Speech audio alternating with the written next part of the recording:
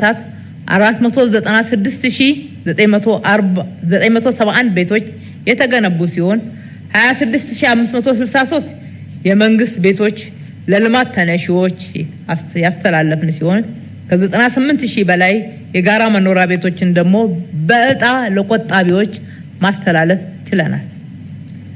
በድምሩ 179516 ቤቶች ግንባታቸው እየተፋጠነ ይገኛል።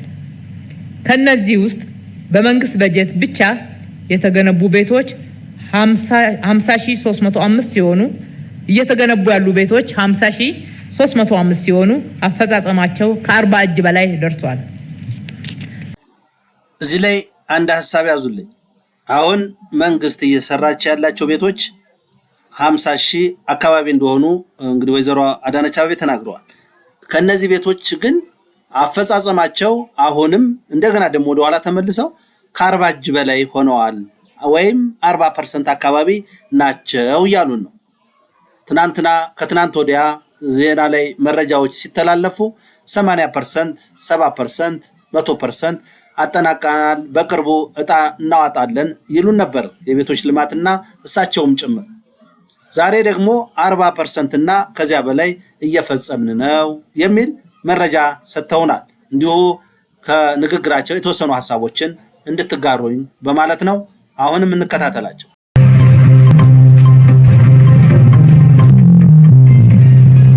የአከራይ ተከራይ ውል ምዝገባ ቁጥጥር ስርዓት የመጀመሪያው ምዕራፍ የተጠናቀቀ ሲሆን ሁለተኛው ምዕራፍ ተጠንቶ ጸድቆ ወደ ተግባር እንዲገባ ተደርጓል። ይህንኑ ለመተግበር ለነባር 500,000 በላይ ለሚሆኑ አከራይና ተከራይ ውል ለማደስ እንዲሁም አዲስ የአከራይና ተከራይ ውል ምዝገባ ለማድረግ ቅድመ ዝግጅት በመፈጸም ወደ ተግባር ገብተናል።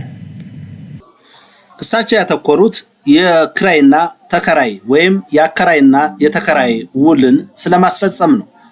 እንግዲህ ከጅምሩ እንደሰማችሁት ስለ ቤቶች ልማት የተሰሩ ቤቶችን ጠቀስ አድርገው በአብዛኛው ለማውራት የሞከሩት ግን ስለ አከራይና ስለ ተከራይ ቤቶች ነው። ይሄ ደግሞ ሌላኛው የማስተዳደር እንጂ ቤቶቹ ጋር ቀጥተኛ ጣልቃ ገብነት መሆን አይችልም።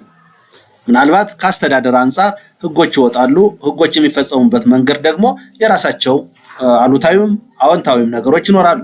አሁን ብዙ ያወዛገበ ያለውም አከራይና የተከራይ ሁኔታን መንግስት እንዴት ሊወስን ቻለ የሚለው ወይም መንግስት በኤክስተርናል ወይም በውጫዊ አካል አስጠንቶ ቢሆን ኖሮ ለህዝቡ እንደ ማህበረሰብም ፍትሃዊ የሆነ እርምጃ ነው ሊባል ይችል ነበር። ልክ ነው። መተሳሰብ ያስፈልጋል፣ መተዛዘን ያስፈልጋል። በችግር ጊዜ ማህበረሰብ ለማህበረሰብ መደጋገፍ አለበት። መንግስት ግን የራሱን ስራ ከመስራት ይልቅ ሌሎች ተሰሩ ስራዎች ላይ ህግ በማውጣት በማስጨነቅ መፍትሄ የሚመጣ አይነት ሂደት ታሳቢ በመደረጉ ትክክል ነው ብለን አናስብም። 500,000 አካባቢ ተከራዮች አሉ፣ በእነሱ ግልባጭ ደግሞ አከራዮች አሉ ማለት ነው።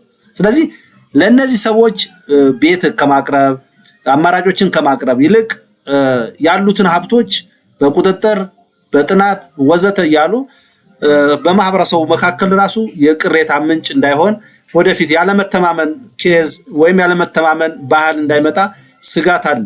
ሌሎች ሐሳቦችን እስኪ እናዳምጣቸው። በጥቅሉ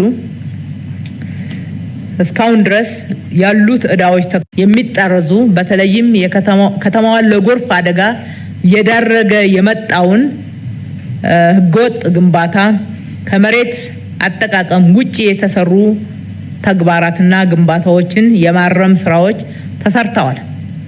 11273 ቦታዎችን የሚሸፍኑ አካባቢ ልማት ጥናቶችም ተጠንተዋል። እዚህ ላይ አንድ ጥያቄ አለ። ሰሞኑን በማህበራዊ ሚዲያ በቲክቶክ በዩቲዩብ በሶሻል አጠቃላይ ሚዲያው ላይ ያየን የነበሩት ቪዲዮዎች ነበሩ። መንገድ ስራ፣ የከተማ የኮሪደር ስራ አሁንም መኪኖችን ጎርፍ ውስጥ ከማስገባት ሰዎች ውስጥ መንገድ ለመሻገር ሲቸገሩ አይተናል። ምኑ ጋር ነው የተሰራው ስራ? በፕላን ነው ወይ የሚሰራው? በባለሙያ ነው ወይ የሚሰራው? ወይስ በዘመቻ ነው ሁሉ ነገር የሚሰራ የሚል ጥያቄ አለኝ። ምክንያቱም ሁሉም ሰሞኑን ሲታዩ የነበሩ ትዕይንቶች አሉ። ክረምት ሲገባ አዲስ አበባ መንገዶቿ በውሃ ነው የሚጥለቀለቁት። አጠቃላይ የሐዋሳ ሐይቅ ወይም የባህር ዳር ሐይቅ በሚመስል መልኩ ከተሞቹ አዲስ አበባ ከተማ በውሃ ክረምት ላይ ትጥለቀለቃለች። እዚህ ላይ በፕላን ለምንድን ነው ያልተሰሩት የሚሉት የብዙዎች ጥያቄ ነው። የኔም ተመሳሳይ ጥያቄ ነው። መሰራት ነበረበት። ኮሪደር ታዲያ ምኑ ጋር ነው? ዛሬ ያሉ መብራቶች ነገም ይረግፋሉ። ዛሬ የነበሩ የሚጎበኙ ቦታዎች አሁን ላይ እየተጎበኙ አይደለም። ሰው አቅም ካልፈጠርንለት የሚጎበኙ ቦታዎችን የመጎብኘት እድሉም ውስን ነውና እንግዲህ ሪፖርቶ በዚህ ልክ ውጤታማ ከሆነ እሰየው ነው። የኔ እይታ ግን ትክክል ያልሆኑ ስራዎችም እንደተሰሩ ያመላክታል ባይ ነኝ። እንቀጥላለን። ሌላው ከጋራ መኖሪያ ቤት ጋር ተያይዞ እየተነሳ ሐሳብ አለ። ዘንድሮ በጣም በርካታ ቤቶችን ነው እየገነባን ያለ ነው። ከምንገነባቸው ቤቶች ውስጥ 50305 የሚሆነው የጋራ መኖሪያ ቤት ነው። ከዚህም 80% ኦልሬዲ ለቆጣቢዎች የሚተላለፍ ነው ማለት ነው። የልማት ተነሺዎች አንዳንድ እንደዚህ አይነት ነገሮች ስለሚኖሩ እዚህ ላይ እንደዚህ አይነት ነገሮች ስለሚኖሩ 20%ቱን ከሚሰሩ ኮንዶሚኒየም ቤቶች ለነማን እንደሚሰጥ ባይናገሩም እንደዚህ አንዳንድ ነገሮች ስላሉ በሚል አልፈውታል። አንደኛውን ግን ጠቅሰውታል። ለልማት ተነሺዎች ይተላለፋሉ ብለዋል። ስለዚህ 50,000 ከሚሰሩ ቤቶች መካከል 20%ቱ ለልማት ተነሺዎችና ለአንዳንድ እንደዚህ ነገሮች የሚተላለፉ ወይም የሚሰጡ ናቸው ማለት ነው። ስለዚህ ቤት እየቆጠቡ ያሉት ወይም ገንዘባቸውን ቤቶችን እንዲሰራ እያደረጉ ያሉት ቤት ፈላጊዎች ወይም ተመዝጋቢዎች የዛሬ 14 ዓመት የተመዘገቡት እጣ ፈንታቸው ካሁን ከምትቆጠበው 80% ብቻ እያገኙ ይሄዳሉ ማለት ነው። በእነሱ ገንዘብ የሚሰሩ ቤቶች፣ በእነሱ ቁጠባ የሚለሙ ኮንዶሚኒየሞች ግን አሁንም ለሌሎች እየተሰጡ እንደሆነ የተወሰነ ነገር ለመናገር ሞክራለሁ። እሳቸውም እንደተናገሩት 20%ቱ ለልማትና ለሌሎች አንዳንድ ነገሮች ብለዋል። 80%ቱ ግን ለቆጣቢዎች የሚተላለፉ ይሆናል ተብሏል። መቼ ነው የሚተላለፉት? እሳቸውም የተናገሩት ነገር የለም። እንደ ከንቲባዋ ዘለውታል ማለት ነው። ሌሎችን ሐሳቦች እስኪ እናዳምጣቸው።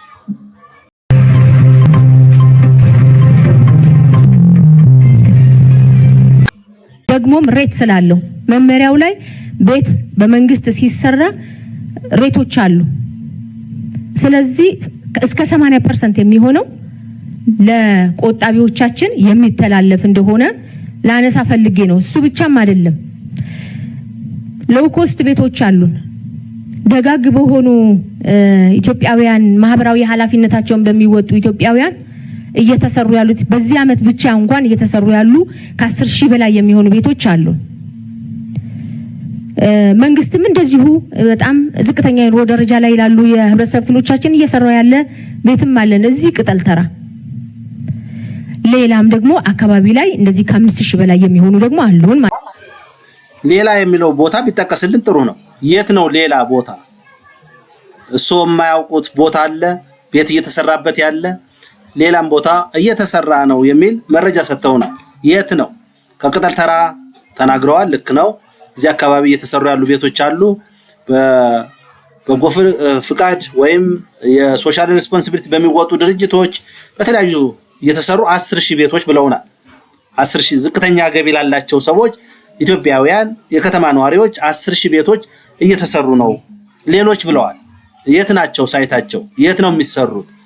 አንዳንድ ነገሮችን እንደው ዝም ብለን ለሚዲያ ወይም ለሪፖርት ብቻ መልስ ለመስጠት ብቻ ባንናገር መልካም ነው ብዬ አስባለሁ።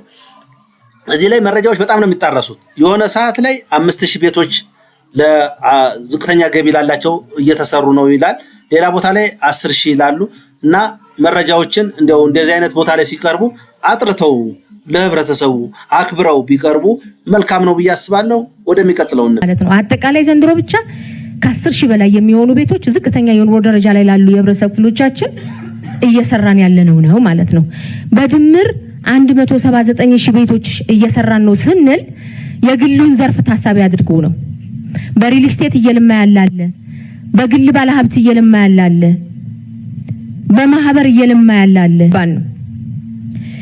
በመንግስት 50305 ቤቶችን እየገነባን ነው።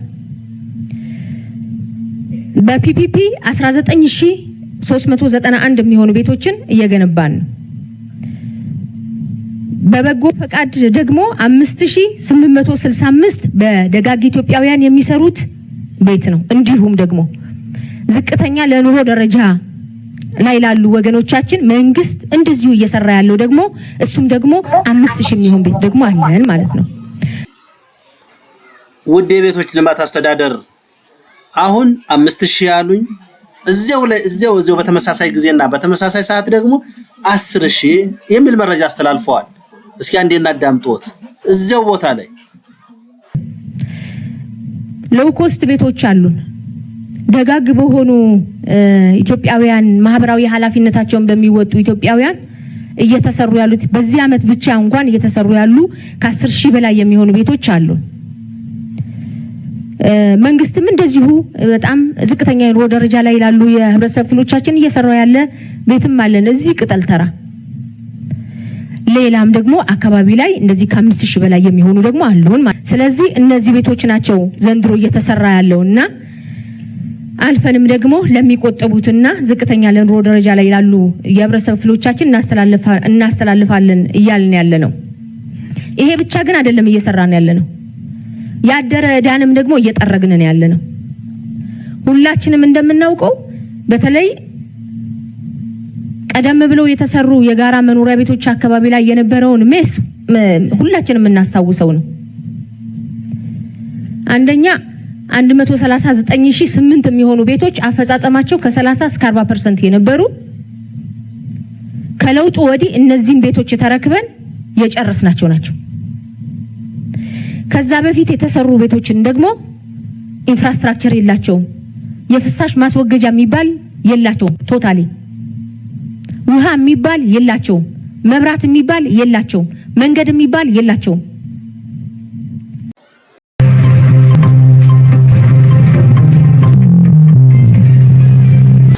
ኧረ አንዳንዴ ህዝብ ይታዘበናል። ኧረ ነበርን እኛም በቦታው እናቃቸዋለን ቤቶቹን። በነገራችን ላይ 139000 ቤቶች የሚባሉት አብዛኞቹ በጣም በትልቅ ደረጃ አባዶ ከተላለፈ በኋላ የመጡ ቤቶች ናቸው። እነ ጀሞ ቁጥር 2 እነ ኮየ ፈጨ እነ ቦሌ አራብሳ እነዚህ አይነት ቤቶች የሚባሉት 139000 ከሚባሉት ውስጥ ናቸው። ለምሳሌ ኮየ ከ55000 ቤቶች በላይ ናቸው። ጀሞ ቁጥር 1 ቁጥር 2 ቁጥር 3 እየተባሉ የሚሰሩት ጋርመንት አካባቢ እንዴ አሁን የተሰራ ነው የሚሉኝ። ይሄ ሁሉ አልነበረም ነው የሚሉኝ። በዚያን ዘመን እውነት 40% ብቻ ነበሩ ቤቶቹ የነበሩት። እንዴ ያስተዛዝባል እኮ ለውጡ ሲመጣ። እንደውም እኮ ማስታወሻ እንዲሆነዎት ለውጡ ሲመጣ ለኛ ኮየ መሰጠት አለበት ብለው እነ ጀዋር እንደውም እንቅስቃሴ አድርገው የነበረበት ሰሞን ነው እኮ። ኦልሞስት 100% ያለቁ ቤቶች ነበሩ። 40% አይደለም 100% ያለቁ 5 ቢሊዮን የሚያክል ብር በቦንድ ተበድሮ ከተማ አስተዳደሩ ይህንን ኢንፍራስትራክቸር የመስራትን ስራ የጀመረው ከዚህ ከለውጥ ወዲህ ነው። ሊፍት የላቸውም። ቶታሊ ውሉ ላይም የለም። ታሳቢም አልተደረገም። ታሳቢማ ተደርጓል። የሊፍት ቦታ አላቸው። ሁሉም ኮንዶሚኒየሞች በሚባል ደረጃ G7 እና ከዚያ በላይ የሆኑት ሊፍት እንዳላቸው ዲዛይኑ ይናገራል፣ ስትራክቸሩ ይናገራል። ስለነበረ ነው ዛሬ ላይ የሚሰራው። ከተሰራም ገና አልተሰራም። እንደው ሃይ ራይዚንግ ቤት ሲሰራ ሊፍት ሊያስፈልግ ይችላል ተብሎ እንደ ቅድም አልተያዘም። አቅዶ ወደ ትግበራ ለመግባት የተሞከረው አሁን ከለውጥ ወዲህ ነው። ይህም ደግሞ ላነሳው እንደሞከርኩት ከ5 ቢሊዮን ብር በላይ የሚሆነውን ወጪ አውጥቶ ለሊፍትና በጣም ጥቃቅን ለሚባሉ ኢንፍራስትራክቸር መንግስት ወጪ አውጥቶ ብድር ተበድሮ እየሰራ ይገኛል። እየጠረግን የመጣ ነው። እዳ የተሸከምነው እዳ ገንዘብ ብቻ ሳይሆን ስራም ጭምር ነው። የተሰሩ ቤቶች ሰው ሊኖርባቸው የሚችላቸው የተሟላ ፋሲሊቲ የተሟላላቸው አይደሉም። እነሱን ከማሟላት ጀምሮ ነው አሁን ከለውጥ ወዲህ 496,000 ቤቶች ተሰሩ ይያልን ያለነው። 496,000 ቤቶች ተሰሩ ብለን ስንል ደግሞ በመንግስትም ቅድም ሳነሳው እንደነበር በሪል ስቴትም በማህበርም በግል አልሚውም በፒፒፒም በበጎ ፈቃደኞችም እነዚህን ታሳቢ አድርጎ በነገራችን ላይ ፒፒፒ የምትለው ሰዎች ቦታ ይኖራቸዋል ወይም መሬት ይኖራቸዋል። ከዚያ በኋላ ብር ይዘው የሚመጡ ሰዎች አሉ። በጋራ እናልመው ብለው የሚያለሙት የልማት ሞዳሊቲ ወይም የቤቶች ልማት ሞዳሊቲ ማለት ነው። እነሱ እዚህ ውስጥ የሚመለከታቸው አይደለም። እዚያ ጋር የሚቀበሉት ታክስ ካለ ሮያሊቲ ካለ የገቨርንመንት የሚመለከተው ነገር ካለ የሚጠቀሙት ነው። 490,000 ቤቶችን ሰራን ብለው መንግስት ስንት ነው የሰራ የሚለውን እንኳን አይናገሩ። ስለዚህ ስለ ሪል ስቴት ስለ ግለሰቦች የራሳቸውን ቤት ስለሰሩ ያንን መዝግቦ እኔ ሰርቻለሁ ብሎ መናገር ገቢ እንዴ ሊዝ እኮ ቤቱ ቦታው እኮ በሊዝ እኮ መሬት አስተዳደር እኮ ሊዝ ገቢ አግኝቼበታለሁ ብሏል። ቤቶች ልማት እንደገና ደግሞ ፍቃድ ሰጥቶ ሁሉ ነገር አሟልቶ እኮ አገልግሎት ሰጥቶበታልና እንደዚህ አይነት መረጃዎች የድሮውን ብቻ ማጥራላት ከለውጥ በኋላ ደጋግመው ይናገራሉ። ከለውጥ በኋላ ስንት ሺህ ኮንዶሚኒየም ቤቶች ለተመዝጋቢዎች ተሰሩ። በ2018 አይደል እንዴ ከ8 ዓመት በኋላ ቤት መሰራት የጀመረው? ለምንድን ነው የምንወሻሸው? ረተው ይታዘባችኋል ሰው። ለማንኛውም ወደሚቀጥለው መረጃ እናልፋለን። ብርቱ የሆነ መጋደልን ነው። የጋራ መኖሪያ ቤቶች አካባቢ ላይ የነበረው ችግር፣ የመንግስት የቀበሌ ቤቶች ላይ የነበረው ችግር በተቻለ መጠን በተለይ የመንግስት የቀበሌ ቤቶች አቢዩዝ ይደረጉ የነበሩበት ልክ በጣም ሰፊ ነው። አትሊስት እነዚህን እጃችን ላይ ያሉትን ቤቶች ሰብሰብ አድርገን ወደ ቋት እናስገባና ከእጃችን የወጡትን ቤቶች ደግሞ ለመሰብሰብ በክስም በምንም እንሞክር።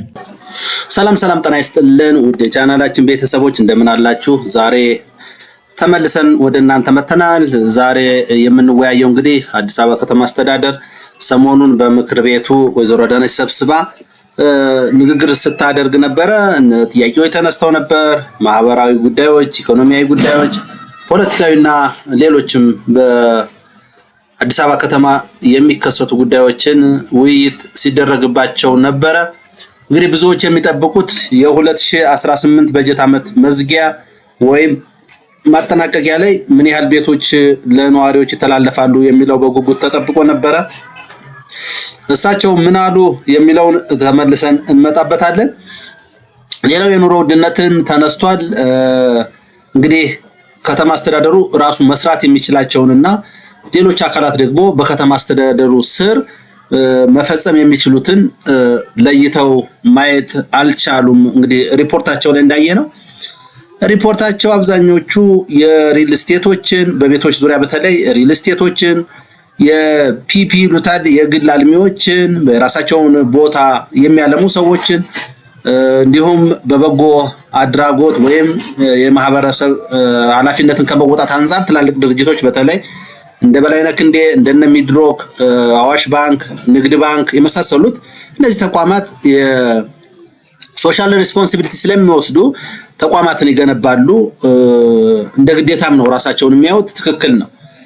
ከተማ አስተዳደሩ ምን ሰራ የሚል ጥያቄ የሚጠይቅ አካል የለም።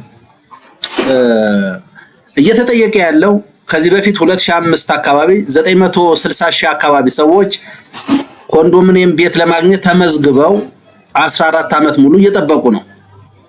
ዛሬ ላይ ምን እየተሰራላቸው ነው? ከተማ አስተዳደሩ ምን እየሰራ ነው የሚለውን ትተው በከተማ አስተዳደሩ ውስጥ በሊዝ የሸጡትን መሬት ወይም ለአልሚ የሰጡትን ቦታ ራሳቸው መቁጠር ጀምረዋል።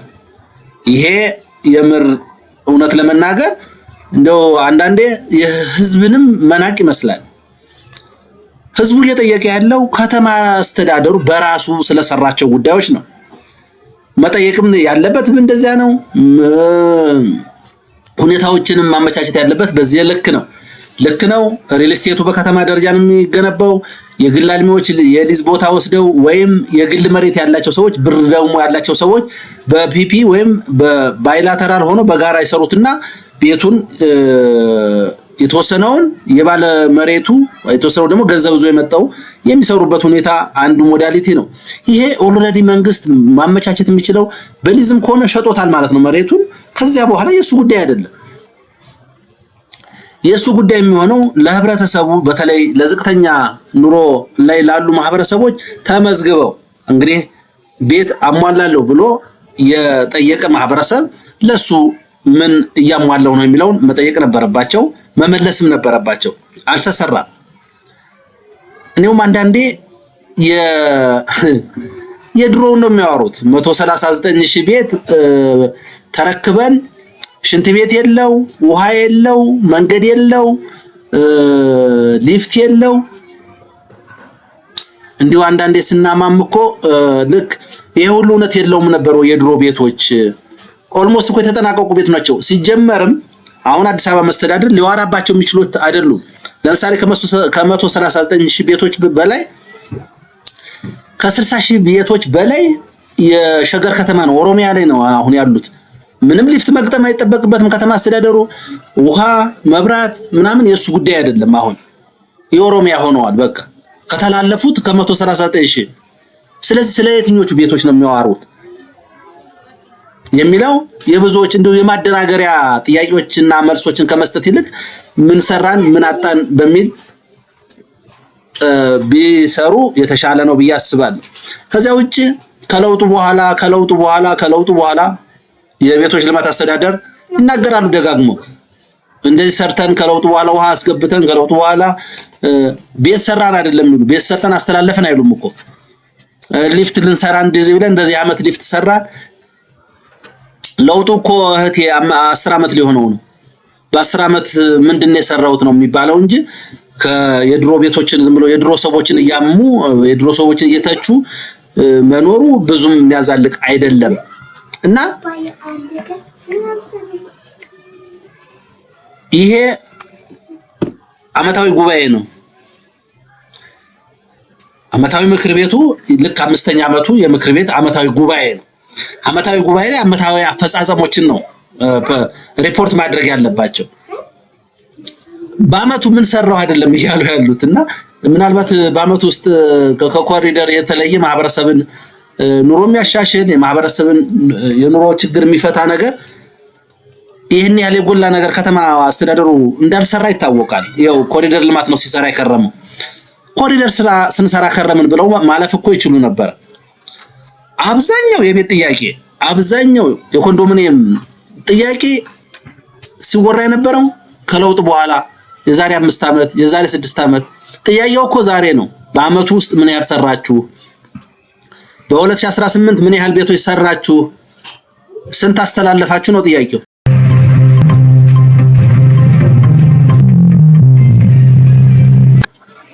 በሚገርማችሁ ሁኔታ ስለማስተላለፍ አንዲት ወሬ ማውራት አልቻሉም። አሁንም ስላለፉት 8-10 አመታት ነበር ያወሩ የነበሩትና ምንድነው ነገርየው? ምንድነው አትሊስት በዝምታ ማለፍ ሳይቻልም ወይ? ይሄን ያህል መቀባጠርም እኮ ብዙ ዋጋ ሊኖረው አይችልም። ምክር ቤት ላይ ማለት እንዴት ነው ሰው ማህበረሰቡ እንዴት ነው የምንረዳው? ስለዚህ የ2018 በጀት አመት እንግዲህ 179,000 ቤቶች እየተሰሩ ነው አሉ። ከንቲባውም ተናገሩ። የቤቶች ልማት አስተዳደርም መረጃቸውን ሲያቀርቡ በዚህ ልክ ተናገሩ። አሁን እንደው መረጃዎችን እየተጠቀስኩ አንዳንድ ነገሮችን ብናገር ጥሩ ነው ብዬ አስባለሁ። በተለይ የነዋሪውን የቤት ጥያቄ ለመመለስ ባለፉት 5 አመታት 496,971 ቤቶችን ተገንብተዋል አሉ። በ5 አመታት እኔ መጀመሪያ ያዳመጥኩት የነበረው ከተማ አስተዳደሩ ራሱ በራሱ ተገንብቶ እነዚህን ቤቶች ገንብቶ ይዟቸዋል እንዴ የሚል ሁሉ ከዚህ በፊት ያላየሁትን ምናምን ብዬ ነበርና የሚያወሩት ግለሰቦች የሰሩትን ቤት፣ ባለሀብቶች የሰሩትን ቤት፣ ሪል ስቴቶች የሰሩትን ቤት ነው እየቆጠሩ ሰርተናል የሚሉት። ሰርተናል አይደለም። ከተማ አስተዳደሩ በራሱ ልክ የሰራውን ነው መናገር ያለበት። ኦልሬዲ እኮ ለሪል ስቴትማ መሬቱን እኮ በሊዝ ሸጠው በቃ የመሬት አስተዳደር ጉዳይ ነው። በሊዝ መሸጥ የነሱ ጉዳይ ነው። ለግለሰቦች በሊዝ ቦታ ተሸጧል። ብዙ ቦታዎች ተሸጠዋል። በአመት ውስጥ በጣም ብዙ ቦታዎች፣ በ5 አመት ብዙ ቦታዎች ተሸጠዋል። ይሄ የግለሰቦች ጉዳይ ነው። ፎቅ ይስሩበት፣ ቪላ ቤት ይስሩበት፣ ምንም ይስሩበት፣ የነሱ ጉዳይ ነው። የነሱን ቤት እየሄዱ ቤት የሰሩትን ሰዎች እየቆጠሩ ከግንባታ ፍቃድ መረጃ እየወሰዱ እየቆጠሩ ቤት ሰራን ማለቱ ምን ያህል ምንስ ይጠቅማል? ከዚያ ውስጥ ምን አሉ? 26000 የመንግስት ቤቶች ለልማት ተነሺዎች አስተላልፈናል ሰርተን አሉ። ይሄ እንግዲህ 26000 ቤቶች አሁን የተሰሩ አይደሉም። በነገራችን 139000 ቤቶች ድሮ ያልተጠናቀቁ ተረክበናል ያሏቸውን ይዘዋቸው ሳይተላለፉ የቆረቡ ከነዚያ ውስጥ እየተላለፉ ያሉት ለልማት ተነሺ ከ98000 ቤቶች በላይ እጣ ተላልፈዋል አሉ። አሁንም ስለ ድሮ ታሪክ ነው የሚወራው። ስለ 5 ዓመት ስለ 10 ዓመት ነው። በዚህ ዓመት ምን ተላለፈ፣ በዚህ ዓመት ምን ያህል ቤት ተሰራ ጥያቄ አይደለም፣ ጉዳያቸውም። በአሁኑ ወቅት 179516 ቤቶች እየተሰሩ ነው። ወይዘሮ አዳነች ሆይ የት ሳይት ነው እየተሰሩ ያሉት 179000 ቤቶች ተብለው ሲጠየቁ አይ እኛ ይሄን ሁሉ ቤት አልሰራንም 50000 ቤቶችን ነው እኛ እየገነባን ያለ ነው። ሌሎቹን ሪል ስቴት በግል አልሚዎች በማህበራት ወዘተ ከኛ ውጪ ሆኑ አብዛኞቹ እየተሰሩ ነው ብለውን መጨረሻ ላይ ማብራሪያ ሰጡን። ስለዚህ ከተማ አስተዳደሩ ለተመዝጋቢዎች እየሰራ ያለ 50000 ቤቶች ላይ ነው አሉ። በተለይ 2005 ተመዝግቦ ያሉ ሰዎች ለነሱ እየተሰራ ያለው 50000 ቤቶች ነው አሉ። ከነዚህ ቤቶች አፈጻጸማቸው ከ40 እስከ 80% ነው አሉ። ደግሞ እነዚህ ቤቶችም በዚህ ዓመት ገና ናቸው ማለት ነው። አብዛኞቹ ገና ናቸው። በእርግጥ 20000 25000 ነው የሚገመቱት እንደው ጥሩ አፈጻጸም አላቸው የሚባሉት አሁን ላይ። ከነዚህ ውስጥ ደግሞ 20% ለልማት ተነሺ ነው የሚሰጥ አሉ። ከ50000 ውስጥ 20% ደግሞ ለልማት ተነሺ ነው የሚሰጥ 30 ምናምን ሺህ ቤቶች ናቸው ማለት ነው ለተመዝጋቢዎች እየተሰሩ ያሉት። ይሄን በዚህ ጉዳይ አድበስብሰው ታለፉ። እጣ መቼ ነው የሚወጣ? መቼ ይጠናቀቃሉ? ነቲንግ ምንም የተወራ ነገር የለም።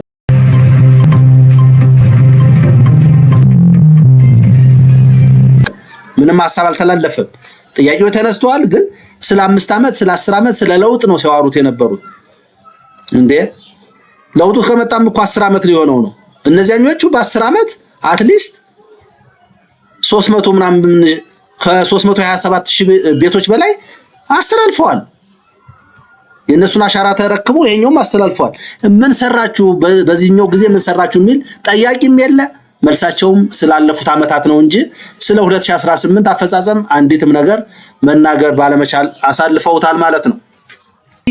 አሁን ከተማ አስተዳደሩ እንደውም የሰሞኑ ምክር ቤት አካባቢ የሰማሁት በነገራችን ላይ አንዳንድ ተመዝጋቢዎች በተለይ 1997 ተመዝጋቢዎች እጅግ ያኮረፉም አሉ፣ የደበራቸው አሉ፣ በትዕግስት ደግሞ እየተጠባበቁ ያሉ አሉ።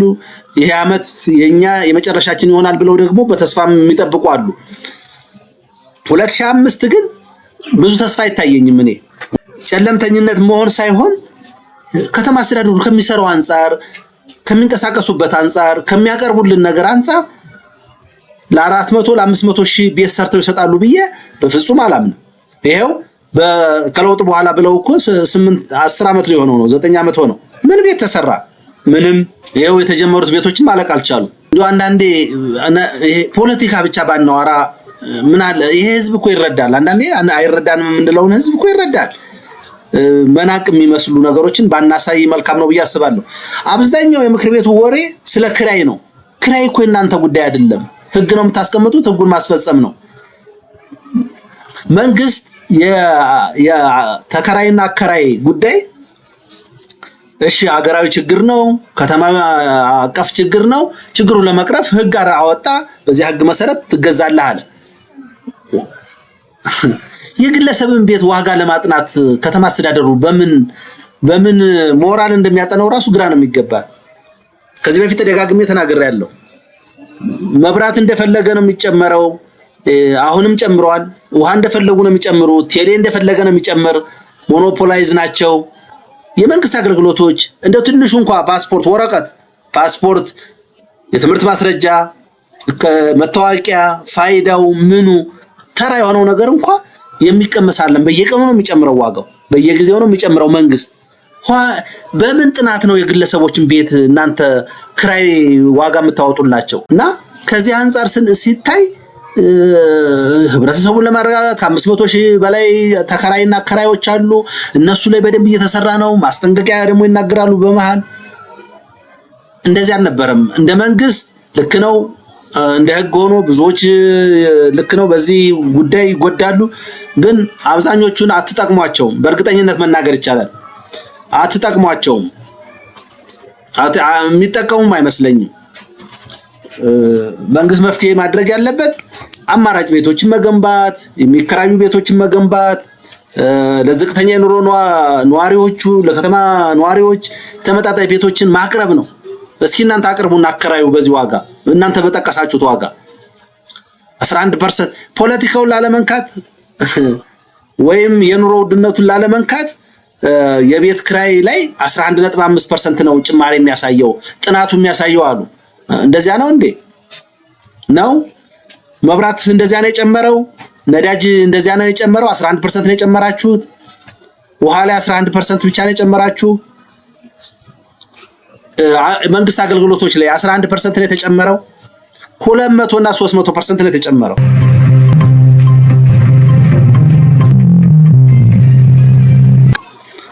በምን ሂሳብ ነው የግለሰቦች ቤት 11% ጭማሪ ሆኖ? አንዳንዶች እኮ በማከራየት ልጆቻቸውን የሚያስተምሩ አሉ። በማከራየት ኢኮኖሚያቸውን የሚደጉሙ አሉ። ትምህርት ቤቶች 50 ከዚያ በላይ ፐርሰንት ይጨምራሉ። እንግዲህ እንዳልኳችሁ መብራት 50% እና ከዚያ በላይ ጨምራ፣ አሁን ነዳጅ ጨምሯል፣ ሁሉ ነገር ጨምሯል። በምን ስሌት ነው 11% ያደረጋችሁት ብትባሉ መልስ የለም። ያው አስገዳጅ ማድረግ ነው ህዝቡ ላይ።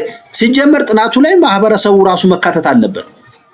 ህዝቡ ይመለከተዋል እኮ የራሱን ንብረት የራሱን ሲጀመር ነፃ ገበያ ላይ የራሱን ንብረት ወስኖ የማከራየት ሁለንተናዊ መብት እንዳለው ሁሉ አስተዳደራዊ ውሳኔ በሚል ይሄኛው ህግ መጥቷል፣ ወይም መመሪያ ወጥቶ ተግባራዊ ተደርጓል። ዋጋ ግን የምታጠኑት እናንተ አይደላችሁ። ገበያው ነው ዋጋውን መስጠት ያለበት። ኤክስተርናል የሆነ አካል ነው ማጥናት ያለበት። ሲጀመር መንግስትም አይደለም ማጥናት የነበረበት። እና ፖለቲሳይዝ የሆነ አንዳንድ ነገሮችን ዝም ብለን የውሸት አድርገናቸዋል ብዬ አስባለሁ። መረጃዎችን መናገር ይቻላል፣ ብዙ ሀሳቦችን መናገር ይቻላል። የ2018 በጀት ዓመት እንግዲህ በ90 ቀን ዘመቻ ተይዟል እስከ መስከረም 1 ድረስ። በዚህ ጊዜ ከ50,000 ቤቶች ምን ያህል ቤቶች እንኳን ይጠናቀቃሉ የሚለውን እንኳን መናገር አልተቻለም። እንደውም እነሱ የሚናገሩት የሶሻል ሪስፖንሲቢሊቲ የሚሰሩት እነ በበላይነህ እንደ ሚድሮክ ኢንቨስትመንት ግሩፕ፣ አዋሽ ባንክ፣ ሲቢ እነዚህ የሚሰሩትን ቤት ነው እየቆጠሩ ያሉት አሁን ይጠናቀቃል ብለው የሚያስቡት። ከዚያ ውጭ ሪል ስቴት ነው። ሪል ስቴት ደግሞ የራሱ ለዚህ ለዳው ማህበረሰብ ወይም ለተመዝጋቢዎች የሚሆን አይደለምና ሪፖርቱና በተግባር ላይ የምታወሩት ነገር ምንም የሚገናኝ አይመስለኝምና የ2018 አፈጻጸምን እንደው መናገር እንኳን ለምን እንዳልተቻለ አይገባኝም። ለማንኛውም ዳርቻ ልማት ስለነበሩ ይሄንን ቢናገሩ የተሻለ ነው እኮ።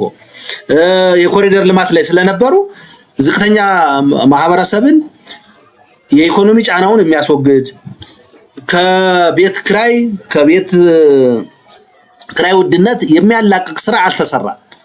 ይሄ በተለይ አነስተኛ ገቢ ያላቸው ሰዎች ላይ ከኢኮኖሚም ከቤት ልማትም አንፃር ስላልተሰራ አልሰራንም፣ ወንዝ ዳርቻና ኮሪደር ላይ የነበር ነው ተብሎ መረጃው አመታዊ ሪፖርቱ ቢቀርብ የተሻለ ነበር። እና አንዳንዴ ሰዎች ምን ይሉናል ማለትም ጥሩ ነው። እንደ ማህበረሰብ እንደ ህዝብ ሁሉም ነገር ዝም ብሎ በድሮ የፖለቲካ አተያይ የሚቀጥል አይደለም። ድሮ ሰዎች ግንዛቤ ሳይኖራቸው ሰዎች አረዳዳቸው ውስን በሆነበት ጊዜ ሸውደናቸው ሊሆን ይችላል፣ አታለናቸው ሊሆን ይችላል። አሁን ላይ ግን ሚዲያውም እንደዚህ አይደለም፣ ዘመኑም እንደዚህ አይደለምና የሐሰት መረጃዎችን ህዝብን የሚያታልሉ የውሸት ፕሮፓጋንዳ የሚመስሉ ነገሮችን ከማሰራጨት ይልቅ ከማስተላለፍ ይልቅ ሪል የነበርንበትንና ቀጣይ ልንሰራ ያሰብነውን ብንናገር የተሻለ ነው ብዬ አስባለሁ። በ2018 በጀት ዓመት አሁን ምን ተሰራ ቢባል እኔ ምንም ከዚህ የአመታዊ ሪፖርት የሚጨበጥ ነገር አላገኘሁም። ስላለፉት ዓመታት እየተወራ ስለነበረ ይሄ የተወሰነ ቀንጨብ እያደረኩ ሳሳያችሁ ስለነበረ በደንብ ትረዳላችሁ ብዬ አስባለሁ። ለማንኛውም ቤት እየቆጠባችሁ ያላችሁ ተስፋ መቁረጥ አያስፈልግም። ዛሬ ነገ ሊያጨልምብን አይገባም። ነገ ሌላ ብርሃን ሊኖር ይችላል። ዛሬ ላይ ያሉ ሰዎች ነገ ደግሞ በሌላ ሰዎች ይተካሉ። ህይወት ይቀጥላል። በተስፋ እየቆጠቡ መቀጠል ያስፈልጋል ብዬ አስባለሁ። ስለነበረን ቆይታ ስለተከታተላችሁ እናመሰግናለን። መልካም ጊዜ